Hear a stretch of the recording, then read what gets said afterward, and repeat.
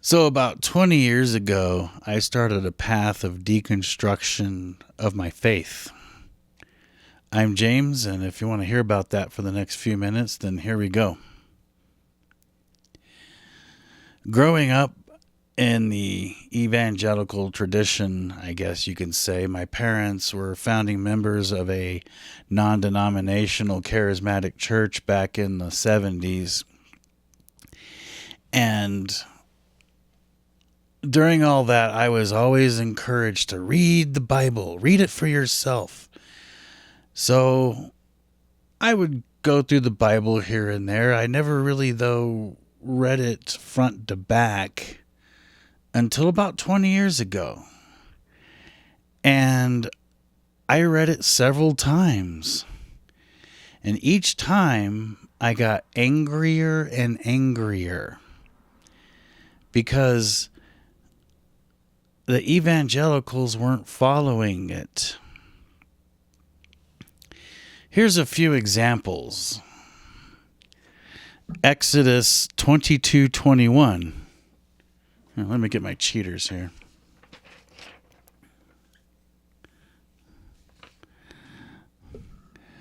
You shall not wrong or oppress a resident alien, for you were aliens in the land of Egypt. Leviticus 19:34. The alien who resides with you shall be to you as a citizen among you.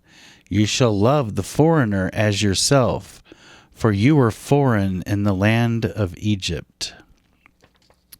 Deuteronomy 1:16. Give the members of your community a fair hearing, and judge rightly between one person and another, whether citizen or resident alien. Deuteronomy 24:14. You shall not oppress a hired worker who is poor and needy, whether he is one of your brothers or a foreigner residing in your cities. Leviticus 25:35. If any of your people become poor and unable to support themselves among you, help them as you would a foreigner or a stranger, for they may continue to live among you. So that may they continue to live among you. Deuteronomy 27:19. Cursed is anyone who withholds justice from the foreigner, the fatherless, or the widow. Job 29:15 and 16. I was eyes to the blind and feet to the lame. I was a father to the needy, and I championed the cause of the stranger. Jeremiah 22:3. Thus says the Lord, do justice and righteousness, and deliver from the hand of the oppressor him who has been robbed. And do not wrong or violence to the resident alien, or do no wrong or violence to the resident alien, the fatherless, the widow, nor shed the innocent blood in this place. Ezekiel 47:22. You shall allot it as an inheritance for yourselves and the foreigners who reside among you, and have begotten children among you. They shall be to you as citizens of Israel. With you they shall be allotted an inheritance among the tribes of Israel. Zechariah 7:9 through 11. This is what the Lord Almighty said. Administer true justice, show mercy and compassion to one another. Do not oppress the widow or the fatherless or the foreigner or the poor. Do not plot evil against each other. Malachi 3:5 through 6. I will be quick to testify against sorcerers, adulterers, and perjurers, against those who defraud laborers of their wages, who oppress the widows and the fatherless, and deprive the foreigners among you of justice. But do not fear me, says the Lord Almighty. Matthew 25:35. I was hungry, and you gave me food. I was thirsty, and you gave me drink. I was a stranger, and you welcomed me.